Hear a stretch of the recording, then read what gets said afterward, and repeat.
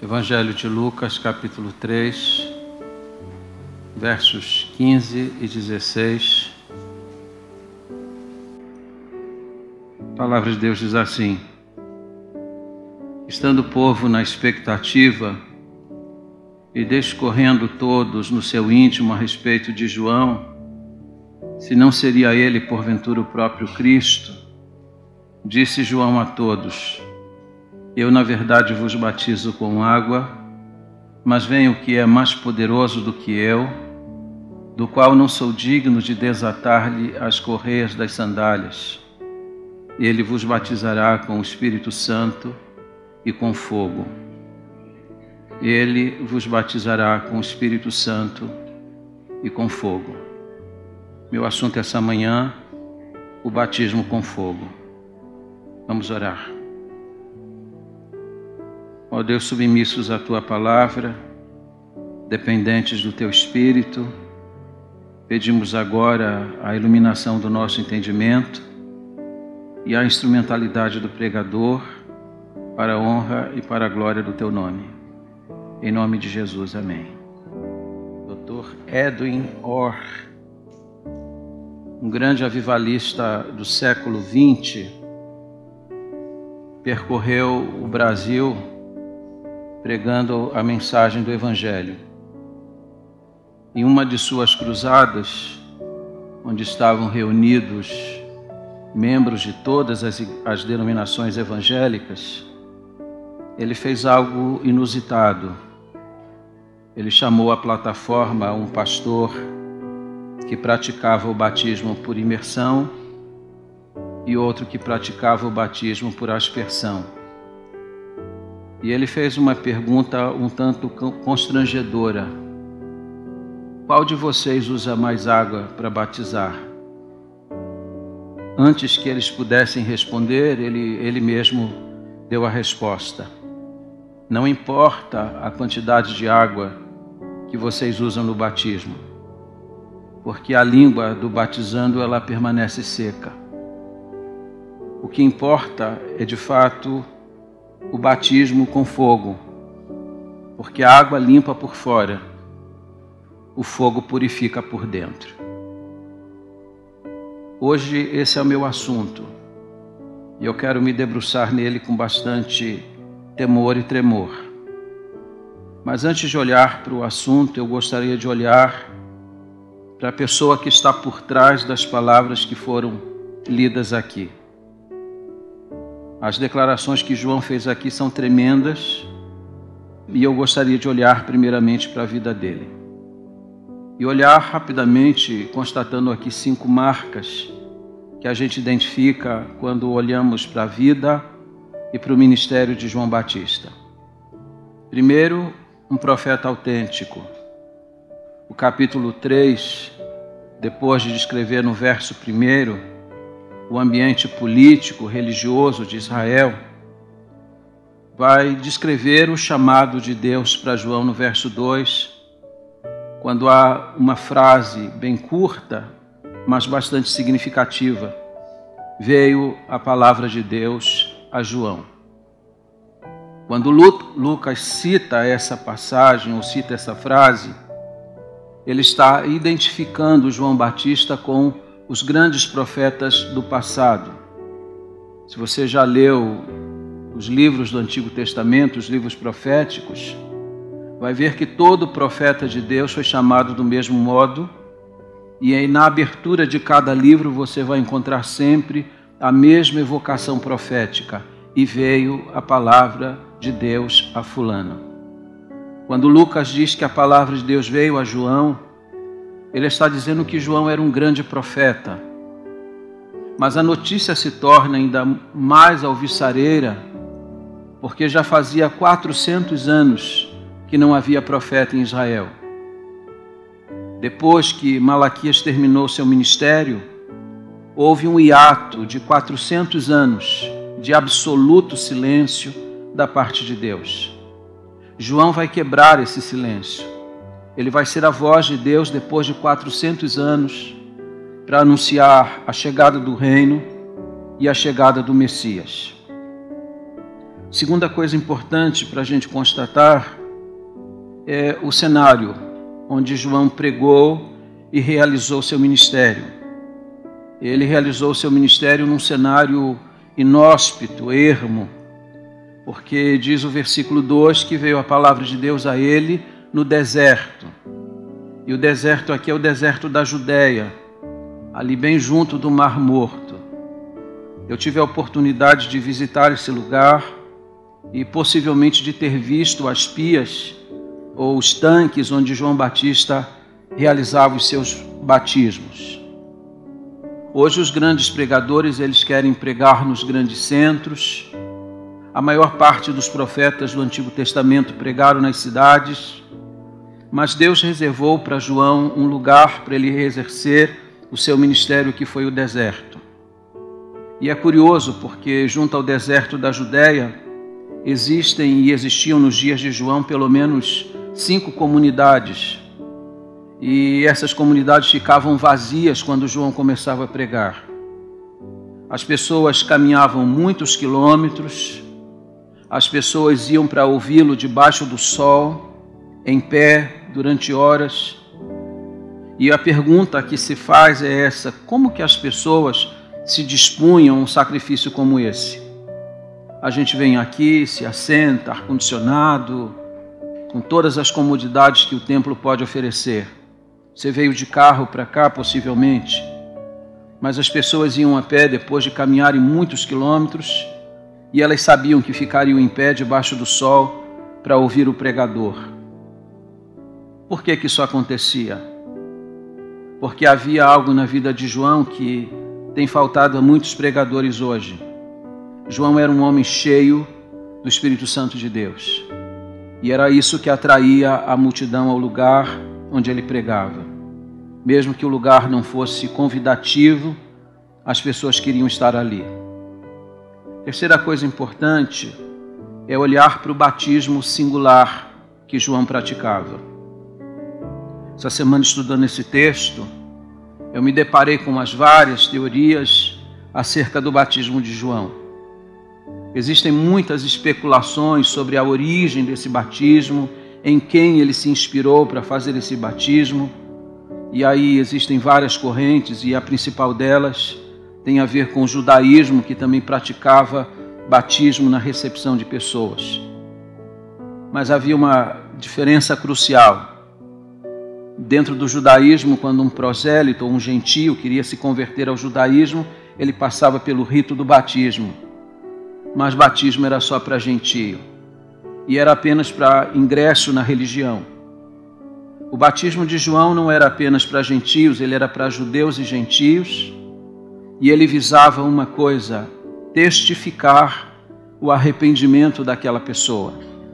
Quando a Bíblia diz para a remissão de pecados, a Bíblia não está dizendo que através do batismo a pessoa tinha perdão de pecados. Isso seria uma heresia. Nós somos redimidos e purificados do pecado através do sangue de Jesus. Mas uma pessoa arrependida, ela manifesta isso no momento em que ela é batizada. E era isso que o batismo de João preconizava. Em quarto lugar, um juízo iminente. João foi um pregador, foi uma voz. Quando ele abria sua boca, Deus estava falando por intermédio dele. E vocês sabem perfeitamente que a mensagem de João não era uma mensagem palatável, não era uma mensagem agradável. Ele saudava seus ouvintes chamando-os de raça de víboras, de cobras venenosas. Mas ele anunciava a essas pessoas que o juízo de Deus estava chegando. E ele está pregando como um pregador da última hora, dizendo para as pessoas: é chegado o tempo. Essa é a última oportunidade que vocês têm de se arrependerem, porque de outro modo vocês vão morrer nos seus pecados. E então ele lança uma figura, uma analogia de um machado que já está posto à raiz das árvores. Ou seja, o machado já foi levantado. Logo, logo o juízo vai ser manifestado. E por último, um pregador humilde. João nunca buscou glória pessoal. João sempre apontou para a pessoa de Jesus Cristo. Tanto sua mensagem quanto o seu ministério foram cristocêntricos, sempre apontando para Jesus Cristo. O texto de hoje diz que a multidão que o ouvia estava em grande expectativa. No meio da multidão havia uma indagação, uma especulação, porque João era um homem muito poderoso.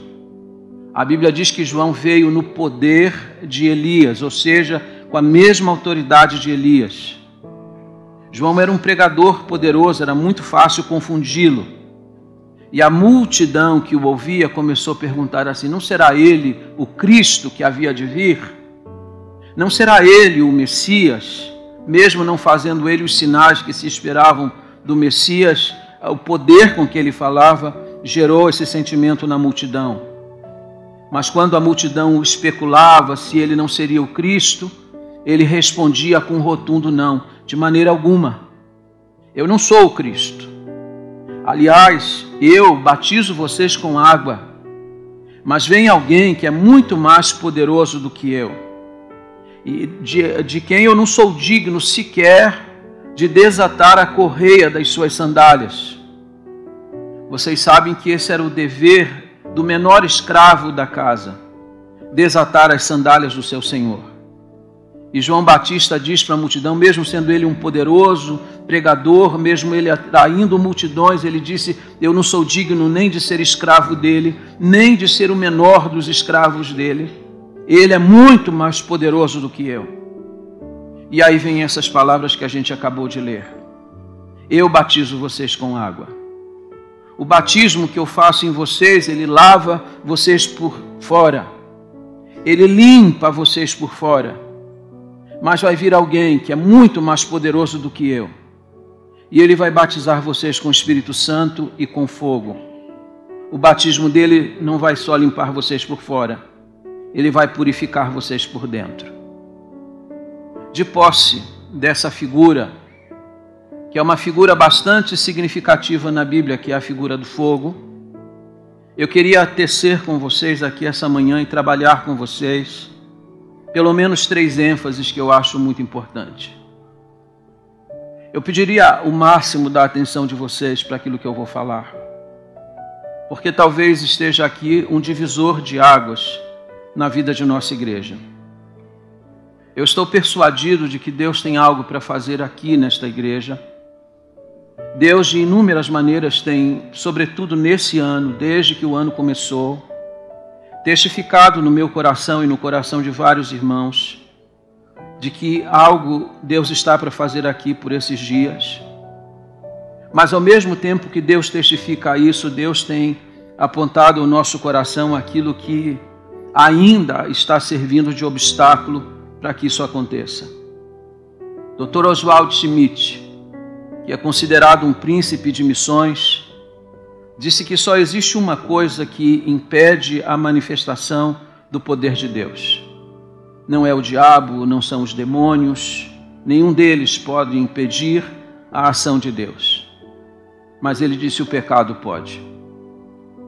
Então, se a gente quer a ação de Deus aqui e a manifestação de Deus aqui, nós vamos precisar considerar o assunto dessa manhã com bastante temor e tremor no coração.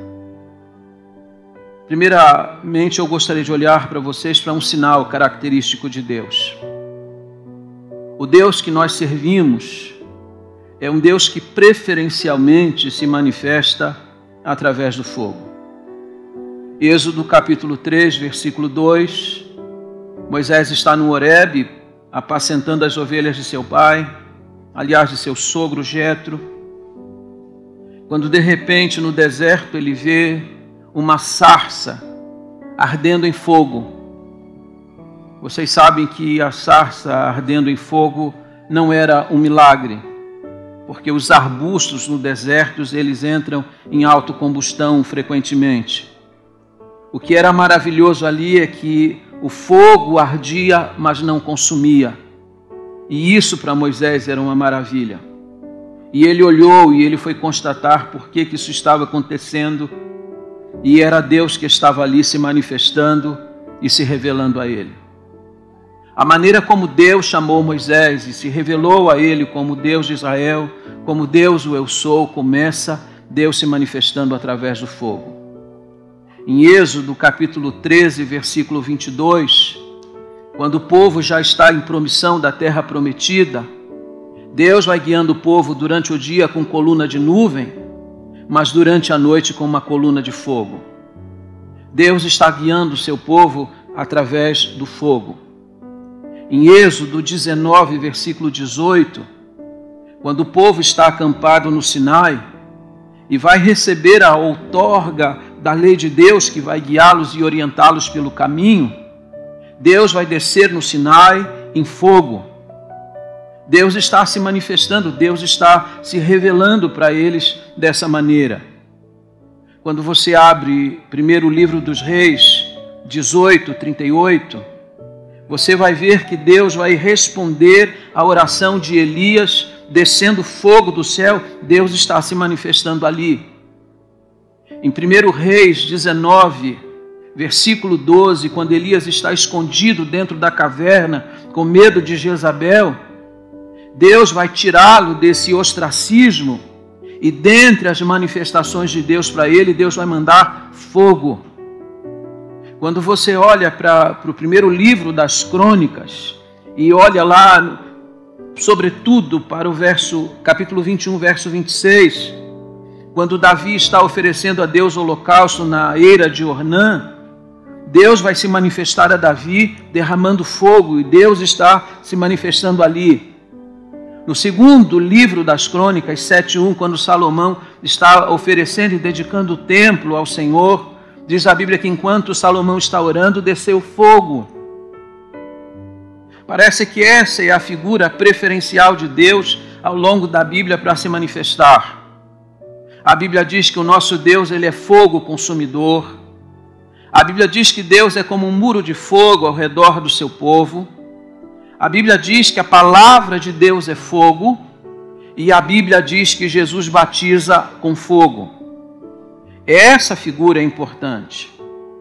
A segunda coisa importante para nós olharmos essa manhã é uma realidade complementar ou análoga, se você quiser assim. Quando nós olhamos para o texto, parece que João Batista está falando de duas coisas distintas, que acontecem de forma distinta. Você sabe que não existe consenso a respeito dessa passagem. Existem muitas interpretações a respeito dessa passagem. Alguns imaginam que João Batista está falando de dois tipos de batismos. Um batismo de juízo e um batismo de graça. Mas, na verdade, João Batista está falando de algo que acontece simultaneamente. Ele não disse, Jesus vai batizar vocês com o Espírito ou com fogo. Ele disse, Jesus vai batizar vocês com o Espírito e com fogo. Essas duas coisas acontecem simultaneamente. Fazem parte do mesmo trabalho de Jesus para a vida do seu povo e da sua igreja. Portanto, quando Jesus batiza alguém com o Espírito, ele também o batiza com fogo, porque isso é parte do mesmo processo. É uma realidade complementar. E terceiro, e o mais importante de tudo, aqui essa manhã para nós pensarmos, é sobre esse elemento que é irresistível. Quando a Bíblia usa essa analogia do fogo, 4 verdades a gente precisa trazer à mente. A primeira delas é que o fogo, ele purifica e ele ilumina. Note que Jesus fez uma declaração tremenda em João 8,12. Eu sou a luz do mundo. Quem me segue não andará em trevas. Jesus é a luz. E você sabe que fogo ilumina, fogo clareia, fogo afugenta as trevas. Jesus disse que quem anda com ele, anda na luz dele, não se esgueira em trevas, não anda nas trevas. Portanto, a vida de um crente é uma vida que manifesta a luz onde quer que ele esteja, e por isso é que o crente não teme as trevas. Mas existe uma passagem da Bíblia que eu queria que você, sem desmarcar essa, fosse comigo até ela. Na primeira epístola de João, no capítulo 1, versos 6 e 7, o apóstolo João diz assim: se dissermos que mantemos comunhão com Ele e andarmos nas trevas, mentimos e não praticamos a verdade. O Senhor é luz, portanto, se a gente está andando em trevas, a gente está mentindo, não está praticando a verdade. E agora olha o verso 7. Se, porém, andarmos na luz como Ele está na luz, mantemos comunhão uns com os outros e o sangue de Jesus, seu Filho, nos purifica de todo pecado. Aqueles que andam com Jesus, eles andam na luz, eles mantêm comunhão com Deus e mantêm comunhão uns com os outros. Um dos sinais mais característicos de alguém que recebeu o batismo de fogo é que ele tem comunhão com Deus e ele tem comunhão com os irmãos. Um dos pregadores mais conhecidos no Brasil disse que, viajando pelo Brasil inteiro e pregando nas mais diversas igrejas, constatou que o pecado mais frequente nas nossas igrejas tem a ver com relacionamentos interpessoais, relacionamentos quebrados, pessoas que estão inimizadas umas com as outras, congregam na mesma igreja, celebram a Deus no mesmo culto, se assentam ao redor da mesma mesa, a mesa da ceia do Senhor, cantam no mesmo coral, participam do mesmo ministério, trabalham na mesma organização, mas não se falam. E esse tem sido talvez um dos grandes empecilhos e entraves para que de fato aconteça um avivamento no Brasil. Nossos relacionamentos são muito precários dentro das igrejas. Jonathan Goforth, que foi missionário canadense e que foi enviado para Xangai para realizar o seu ministério, começou a orar pedindo a Deus que trouxesse um avivamento para a China. E um dia Deus disse para ele que jamais poderia ouvir a sua oração e atender o seu pedido, porque havia um obstáculo na vida dele. Alguém havia falado mal a respeito dele. E desde então ele havia conservado a mágoa no seu coração. E Deus disse a ele que a menos que ele tirasse essa mágoa, Deus não poderia visitar aquele país. Então ele se arrependeu pela ação de Deus, perdoou a quem o havia ofendido, e em seguida Deus ouviu a sua oração e respondeu de uma forma extraordinária. Deus não apenas começou um avivamento a partir de Xangai e invadiu toda a China, como também invadiu a Coreia, naquela época já ainda unificada. Deus faz assim, mas Deus só faz quando a gente tira esses empecilhos da nossa vida. E muitas vezes esse tem sido um empecilho dentro da igreja. Eu ouvi falar de uma igreja que ficou 10 anos sem testemunhar uma única decisão ao lado de Jesus Cristo. Vocês já imaginaram isso? 10 anos, uma igreja se reunindo, pregando e não acontecendo uma única conversão. O pastor era um grande evangelista, mas na sua igreja nada acontecia. Um dia, conversando com outro colega e dialogando sobre isso e orando sobre esse assunto, resolveram orar a Deus sobre este problema da sua igreja. E Deus lhe deu então uma palavra, deu esse texto para que ele pregasse. E quando ele pregou pela manhã, chamou os crentes para orarem e acertarem a vida com Deus e uns com os outros. Disse que enquanto orava, escutaram um ruído dentro do templo. 2 irmãs, que já não se falavam há muitos anos, mais de uma década. Enquanto a oração acontecia, se entreolharam dentro do templo. E elas correram uma para a outra. E se abraçaram, choraram e se perdoaram mutuamente. E ele disse que no culto da noite, quando a palavra foi pregada, 10 pessoas vieram à frente. Nós temos que considerar essas coisas aqui, porque por melhor que seja o pregador, por melhor que seja o sermão pregado, Deus não poderá agir na nossa igreja de uma forma exponencial e superlativa, a menos que todos os nossos relacionamentos sejam bem tratados dentro da igreja. Nós precisamos tirar aquilo que é o empecilho. Existe uma cidade aqui em Minas chamada Campo Verde, e em Campo Verde tem uma pequena vila, e dentro dessa vila existe uma caixa d'água que é chamada de caixa central. Dali sai toda a água para abastecer as casas. Mas um dia constataram que a caixa estava cheia, mas a água não chegava nas casas. E mandaram alguém lá olhar o que tinha acontecido. E depois de muito procurarem, constataram que havia um rato morto, entupindo a tubulação central. A água estava lá, mas ela não chegava, porque havia um obstáculo no meio do caminho. Fiquei me perguntando que rato é esse, que tantas vezes serve de obstáculo para que Deus haja no meio da igreja.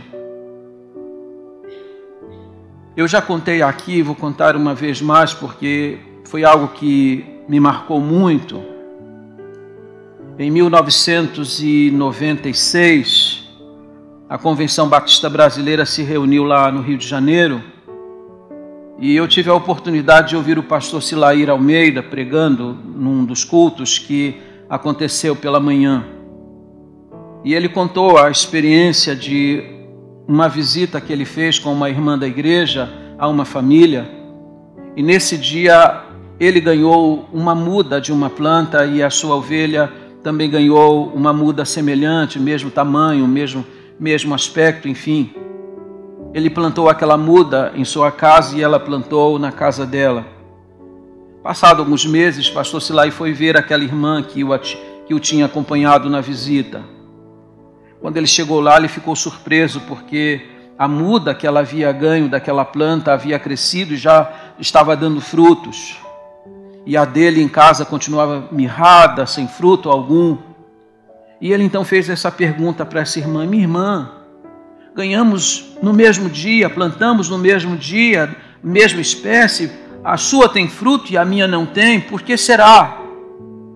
Ela pensou um pouco e disse assim: pastor Silair, deve ter pedra debaixo da raiz. Deve ter pedra. Por que às vezes as coisas não acontecem? Por que a marcha do Evangelho muitas vezes parece que fica emperrada? Porque pode ter pedra debaixo da raiz. Você e Deus sabem do que eu estou falando. Enquanto eu prego, Deus fala o seu coração, porque pode ser que a sua vida e o modo como você está vivendo seja um empecilho para que Deus haja no meio da igreja dele. E saibam, relacionamentos maltratados na igreja, entraves nos relacionamentos, tem sido a forma pela qual o diabo tem conseguido muitas vezes atrapalhar o andamento da obra de Deus e o progresso dela. Fogo ilumina. Quem anda com Jesus anda na luz. Quem anda na luz tem comunhão com Deus, e diz a palavra, tem comunhão uns com os outros. Nós temos comunhão com todos. Nós temos pendência com alguém. Nós temos entraves nos nossos relacionamentos. Precisamos tratá-lo. Segundo lugar, o fogo purifica. A água lava por fora. O fogo purifica por dentro. A analogia, ela é bastante significativa para nós. Nós precisamos que o fogo de Deus, ele queime esse entulho moral que está dentro do nosso coração. E o Espírito Santo de Deus é que faz isso. Ele trata aquilo que está errado dentro de nós. Ele remove a impureza que está dentro de nós. E nós precisamos do fogo do Espírito Santo de Deus na nossa vida. Lembro você que quando Jesus foi batizado no Jordão, o Espírito Santo de Deus veio sobre ele em forma corpórea como de uma pomba. A pomba é um símbolo de pureza absoluta. E era isso que o Espírito Santo estava testificando, da pureza absoluta que havia em Jesus Cristo. Mas é interessante que sobre nós o Espírito Santo não vem como pomba. Sobre nós o Espírito Santo vem como fogo. Porque nós somos pecadores. E nós precisamos do fogo para que ele nos purifique, para que ele nos limpe. O fogo do Espírito Santo pode fazer isso. E ele vem sobre você e sobre mim para que aquilo que está servindo de obstáculo, aquilo que é impureza em minha vida e na sua, possa ser queimado. A terceira coisa é que, quando a gente pensa no fogo, é que o fogo ele aquece. Ele afugenta o frio. O fogo tem essa capacidade de gerar esse calor. E vocês sabem que a igreja precisa ser calorosa. Existem crentes que são frios, existem igrejas que são frias. Às vezes a liturgia é bonita, bem feita, a música está correta, a ortodoxia da igreja é plena, mas embora as coisas sejam feitas bem direitinho, parece que falta alguma coisa ali, falta calor. E isso é que o Espírito Santo ele dá. E quando eu estou falando de calor na igreja, calor no culto, eu não estou falando aqui de mudar a liturgia da igreja, não estou falando de música agitada, não estou falando de nada disso, porque Deus não precisa de nada disso. Aliás, uma das grandes manifestações do Espírito Santo de Deus, de acordo com 1 Coríntios 12, Paulo está falando sobre a manifestação do Espírito, e ele está dizendo que onde o Espírito de Deus está, existe ordem. Eu estou falando de calor mesmo, de algo que queima. Das pessoas virem para o culto, e às vezes eu fico aqui com o meu termômetro, sabe, tentando sentir a temperatura da igreja, a ambiência do culto, e eu vejo que às vezes a gente está muito disperso, nosso pensamento não está aqui, e o culto não tem aquele calor que deveria ter. Vocês devem lembrar da experiência do profeta Eliseu, que passava sempre pela casa de uma mulher, uma mulher chamada Sunamita, e sempre que ele passava pela casa dela e ela contemplava a passagem do profeta com o esposo, dizia assim para o marido: eu vejo que esse homem que passa por nós é um verdadeiro homem de Deus. E essa mulher resolveu em casa, porque ela tinha posses, resolveu criar um compartimento, um quarto para hospedar o profeta quando ele estivesse na cidade. E ela preparou tudo com muito cuidado. Ela aparentemente tinha tudo, porque ela era muito rica. Mas o profeta observou que ela não tinha uma coisa que o dinheiro não pode comprar. Ela não tinha filho. Então ele a chamou e disse assim: olha, Deus vai te dar um filho. E Deus, no tempo oportuno e próprio, concedeu essa bênção para ela. E um dia esse menino, que já havia crescido, foi trabalhar com o pai no campo, sofreu insolação e veio a falecer. Imediatamente essa mulher foi ao encontro do profeta e disse para ele: eu pedi algum filho? Eu pedi algum filho? Eu não pedi filho algum. Nas suas palavras, ela estava dizendo: era melhor eu não ter filho do que ter perdido um. E então o profeta disse para seu servo Geazi: pega o meu bordão e vá ao encontro, e vá ao lugar onde está o menino e põe o meu bordão sobre ele. Geazi correu com o bordão, com a vara do profeta, colocou sobre o menino, mas o menino continuou morto. O problema não estava com o bordão, o problema estava com Geazi. Então diz a Bíblia que o profeta Eliseu correu ao lugar onde estava o menino, colocou-se sobre ele, e aquela algidez cadavérica foi vencida pelo calor que havia dentro do profeta. E logo em seguida ele orou pelo menino, e o menino voltou à vida. Havia algo na vida de Eliseu que muitas vezes falta às nossas igrejas e falta a nós também. Falta esse calor que é capaz de trazer vida. E por último, o fogo se alastra. Eu nasci numa zona rural e a minha casa estava do lado de uma chácara. Aliás, da minha casa para a chácara era só pular a cerca. porque a cerca era limítrofe com a minha casa. E eu me lembro muito bem o cuidado que os portugueses que cuidavam da chácara tinham de criar aquilo que era chamado de acero. Talvez essa palavra e essa figura para muitos aqui seja completamente desconhecida. Acero é aquele espaço que a gente faz entre a cerca e a propriedade. Você capina ou limpa, ou aqui vocês falam carpir. Então cria-se um espaço entre a cerca e a mata limpo, porque se pegar fogo na mata, ele não ultrapassa, o acero vai impedir que o fogo avance. Acero é o que muitas vezes a gente encontra na igreja. O fogo vem caminhando, vem avançando, vem crepitando, mas de repente chega no acero e para. Às vezes as coisas na igreja estão caminhando, mas de repente chega num ponto e para.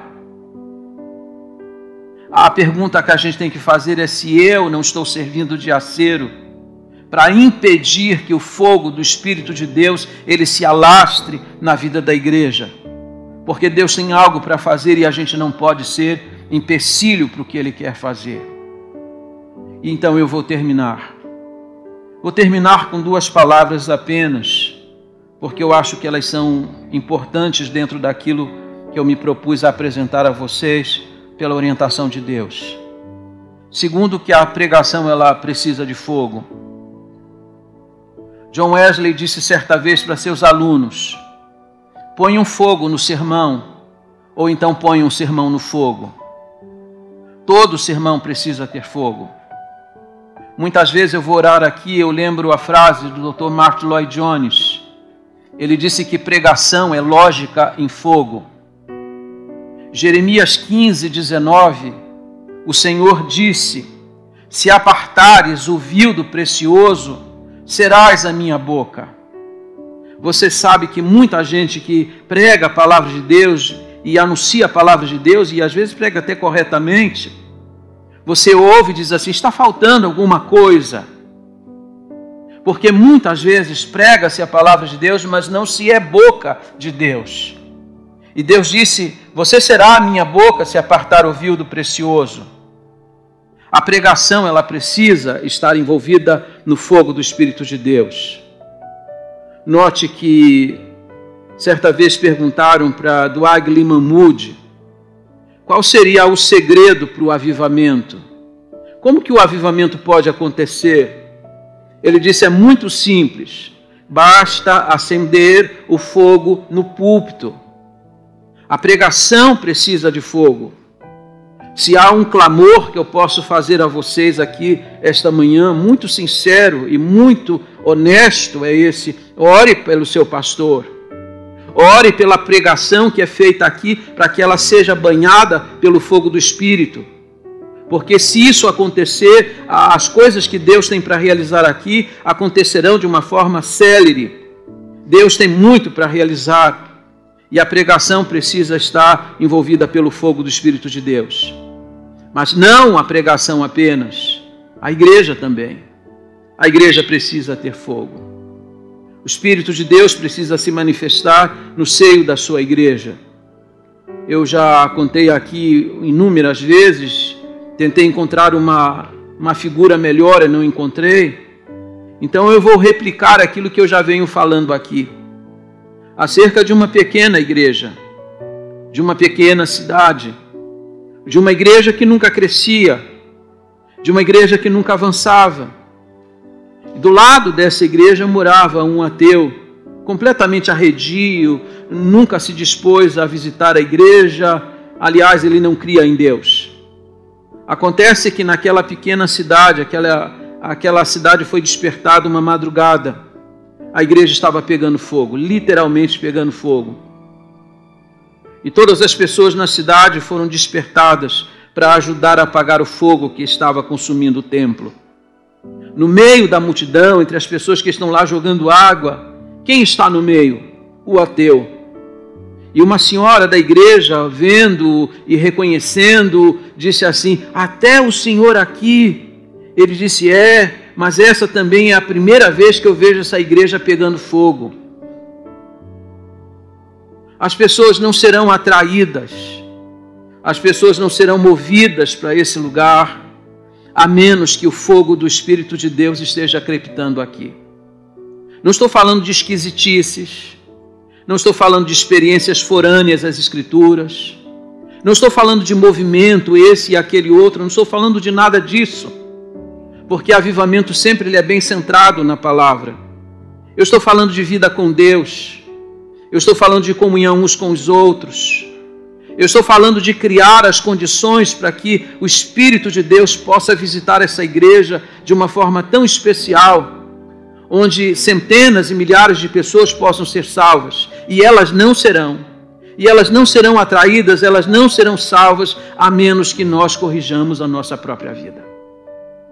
A igreja precisa disso, nós precisamos disso, e Deus tem dito que para Ele derramar o fogo dEle aqui, nós precisamos criar as condições necessárias, e começa pela nossa vida em particular.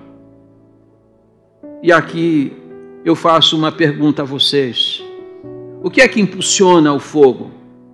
O que é que empurra o fogo? Certamente o vento. Pois em Atos capítulo 2, a Bíblia diz que o Espírito de Deus veio sobre a igreja como um vento impetuoso. E quando o vento de Deus começou a soprar sobre a igreja, pousou línguas de fogo sobre cada um dos crentes que ali estavam, e eles ficaram cheios do Espírito Santo. O que é curioso é que aqueles crentes estavam acuados, amedrontados dentro de um pequeno cenáculo, mas agora cheios do Espírito Santo, eles estavam entusiasmados para pregar do lado de fora. Todo medo que eles tinham, todo temor foi deixado de lado, e agora eles estão testemunhando com autoridade do lado de fora, resultando nos milhares de salvos já na primeira pregação. O que é lindo naquele dia, que foi o dia de Pentecostes, é que Pedro lembra para a multidão de que aquele dia tinha sido prometido, e ele disse assim: essa promessa é para vós também. Essa promessa é para cada um de vós. Meus irmãos, nós precisamos do batismo com fogo. Essa promessa não era só para eles, não, é para nós também. Nós precisamos de poder e de autoridade espiritual na nossa vida. Mas eu lhe pergunto, que tipo de vida você leva?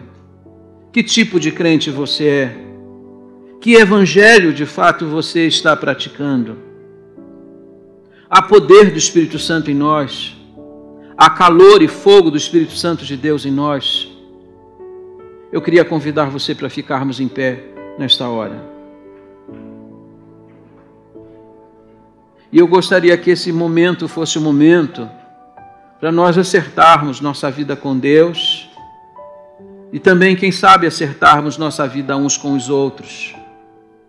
Porque onde há relacionamentos rompidos, Deus certamente não pode agir. Vamos orar humildemente e corajosamente diante do Senhor. Bendito Deus e nosso Pai. Ó Deus, olha para a Igreja Batista Cristo Salva. Olha para aquilo que ainda está faltando nela.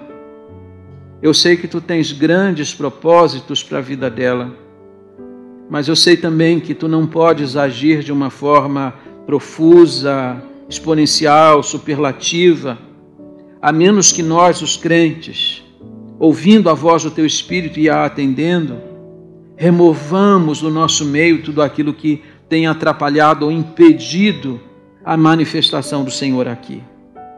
Deus, trabalha em nós, trabalha no nosso coração, trabalha nas disposições mais íntimas da nossa alma e concede-nos aquilo que nos falta.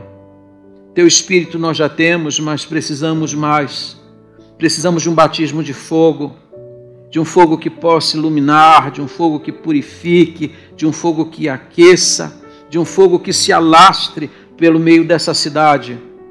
Um fogo genuíno da Tua parte, não um fogo fátuo, não um fogo forâneo, mas um fogo centrado na Tua palavra, na comunhão e na ortodoxia da Tua palavra. Dá-nos uma igreja viva, uma igreja aquecida, e que as pessoas entrem aqui e sintam o calor do Teu Espírito Santo. Que as pessoas não entrem aqui e saiam da mesma forma como entraram. Ó Deus, como teu servo, eu estou clamando por isso. Deus, eu estou clamando pelo um verdadeiro avivamento neste lugar. Assim como Jonathan Goforth orou pelo avivamento na China, eu estou orando, e se há empecilho aqui, como havia lá, eu te peço agora, dá-nos coragem e ousadia para remover, para que o Senhor tenha liberdade para agir nesta casa, para que dezenas, centenas, milhares de pessoas venham conhecer o Evangelho pela instrumentalidade desta igreja. Ó Espírito Santo de Deus, sopra sobre este lugar. Ó Espírito Santo de Deus, quebra toda a frieza, toda a barreira.